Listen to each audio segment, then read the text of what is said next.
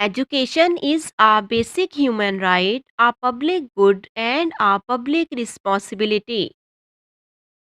Education helps us to be aware of our surroundings, our lives, and our society.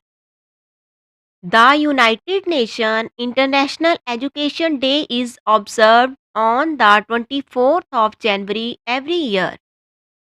In the current year 2024, 6th International Education Day is being celebrated on 24th January.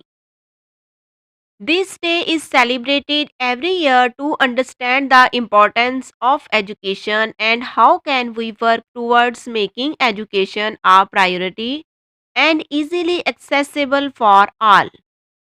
The first and the foremost significance to commemorate this day is that education is essential for the success of all its sustainable goals.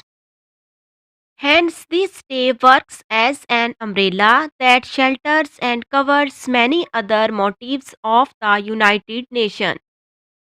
The International Day of Education also serves as a reminder to us all that without education, a person or a nation's future is bleak.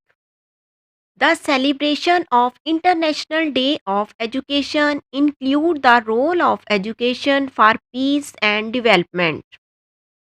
In short, education is a crucial for building a better future for all of us.